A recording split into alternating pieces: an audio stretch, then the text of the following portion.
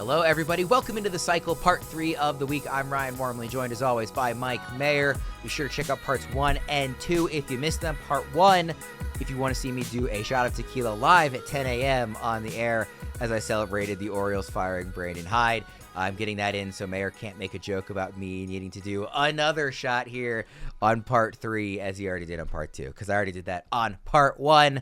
By the way, I do want to remind everybody that if you're struggling with lineup decisions, our lineup assistant recommends optimal lineup suggestions to maximize your team's performance each day or week. Just sync your league for tailored guidance based on your roster and league settings. Download the Fantasy Baseball My Playbook app or visit fantasypros.com/MLB to set your winning lineup today. All right, Maher, we're diving into our streamers. What do you got for us? All right, so using the Fantasy Pros streamer tool, and also I will say for the tequila shot, it was 10 a.m. your time, but it was after 12 p.m. my time, so it is socially acceptable where I am, just not where you are. It's 5 o'clock somewhere, right? So yeah, not in America though. So using the pitching streaming tool, I kind of try to filter this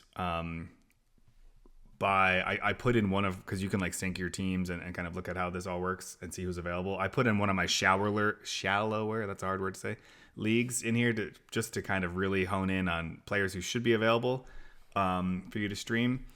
On Monday, the only name I'm interested in, it's one I brought up a few times already, and so far it's gone well, is Nick Martinez at the Royals. If you listen to the Daily Juice over on the Betting Pro side, Matt Peralta has just been hammering the Royals team total under just over and over and over again. It just keeps winning. I think it just lost yesterday after like a pretty incredible streak of like hitting so many games. So, and according to our tool, that's a good offensive target, and Matt Peralta has proven that. So you can win some money too if you want to just tail the under team total for the Royals.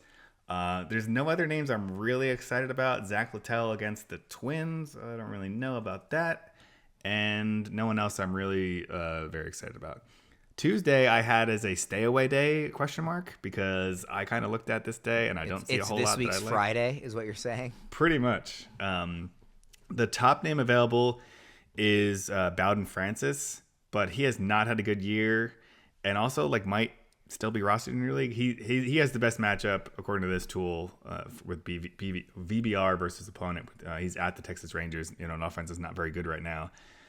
But still, when it comes to streaming, I don't know if I trust Bowden Francis. And like similar story for Lucas Giolito. Like he's been like good, bad, good, bad, good, bad. And so not exactly someone I want to trust in his 7.08 ERA, even though it is a decent matchup against the Brewers. And then the only other one, Chris Paddack at Tampa Bay is, probably the best option here. But the Tampa Bay lineup is not scary, but that ballpark is scary. So, that's probably the best, someone he's been pitching better and, decent matchup. So probably Chris Paddack, but I would also just stay away on Tuesday.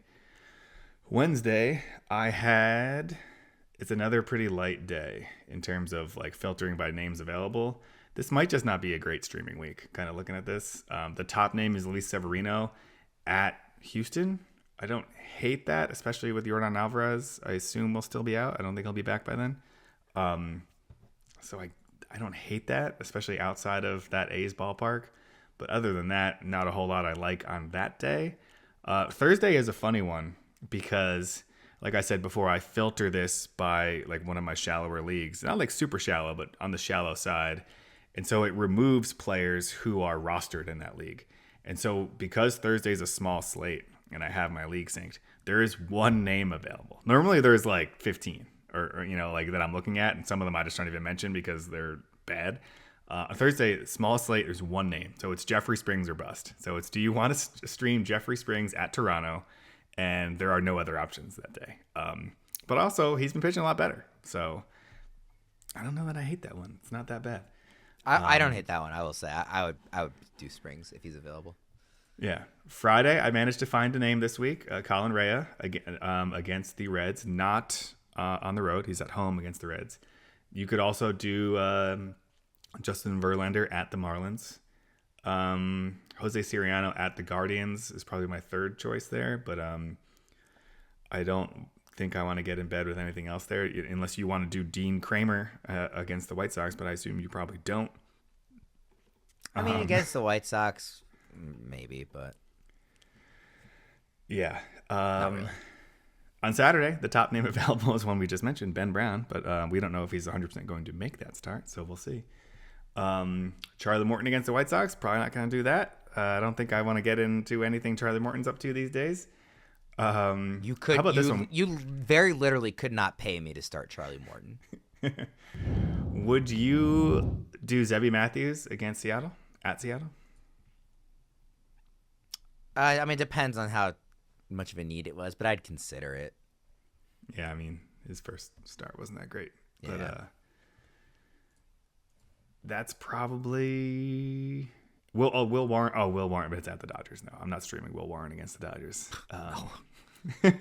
I saw Will Warren, I got excited, and then I saw the matchup, so I'm not doing him against the Dodgers. I actually have him, like I mentioned, in a deeper league, but I didn't start him this week, even though it was a 2-star week, because the second start was against the Dodgers.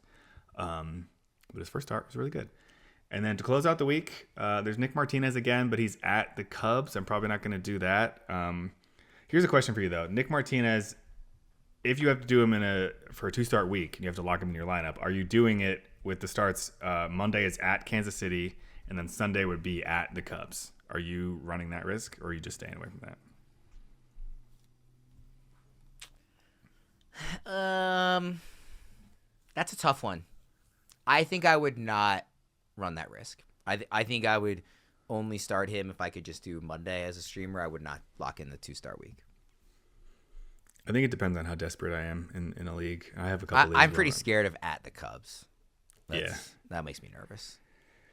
Yeah, I think that's fair. And then other than that, there's Bowden Francis again at home against the Athletics. So again, if you streamed him on Monday, you'd be streaming him, and it's a weekly league. I will say this: I would prefer Francis locking in a 2-start week over Martinez, given the matchups. What was his first matchup? Oh yeah, at Texas, and then against the Athletics, but at home. I don't hate that. I would do that. I'm not saying it's like the perfect matchup, but like that's better to me than having one of the starts be at the Cubs. Yeah, and there aren't many other good options here. They're either really bad pitchers or have really bad matchups. So I think, not a great streaming week, but those are the options. Okay.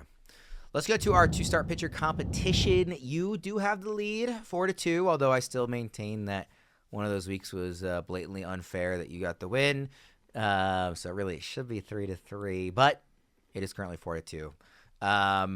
So we'll see how our current week goes, where I have Scooble and you have Framber. You won the most recent week with Michael King. I did have to go with Shane Baz, obviously, because Hunter Greene was hurt, which I knew it was a risk. Baz was not good, particularly in his second start. So that was an easy win for you.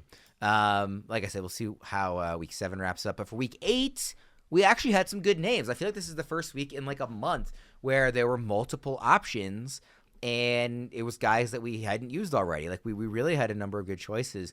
I ultimately went with Jacob deGrom, and the main reason I went with him was because I think it was Yamamoto had at least one start that I didn't love, and I figured I'm going to like him again later in the season. I'll just save him.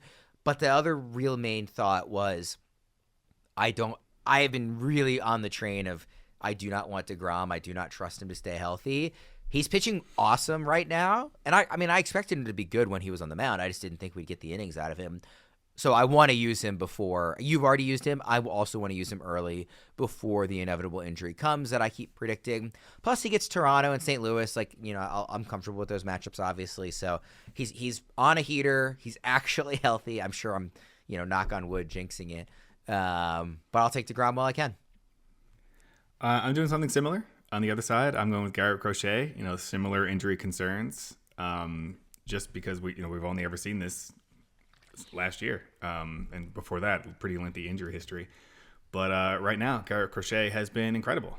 Despite what Welsh says on leading off, he's been really, really good. He's got a sub-2 ERA, looks incredible.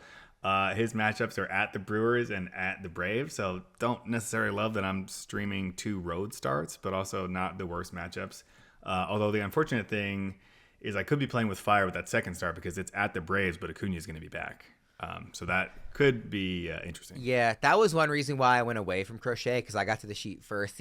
I considered taking him, though, because you couldn't take DeGrom and then forcing you to use a different player. But I just figured I want to take DeGrom, and I like the matchups better. So. Some gamesmanship for me. There were some other names.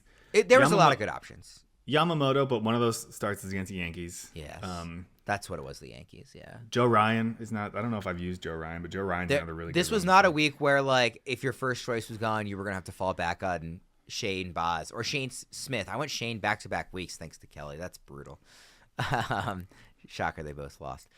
All right, so we'll see how that goes. And then our weekend excitement. We'll go quickly here because I got to get out of here. Hunter Greene returns on Friday, the aforementioned Hunter Greene, to face the Cubs. So, I mean, that's a really fun matchup if he's back and healthy. That I'm really excited to watch that one, Greene versus the Cubs.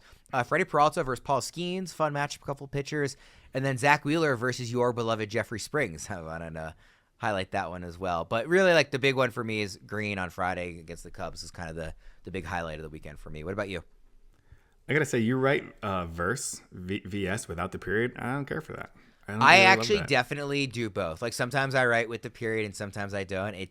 There is literally no rhyme or reason to my logic there. For my weekend excitement, I have the battle of the sell highs, Nick Pivetta versus Chris Sale. Nick Pivetta being more of a sell high than Chris Sale, but two people I've talked about on the show as sell highs in the past.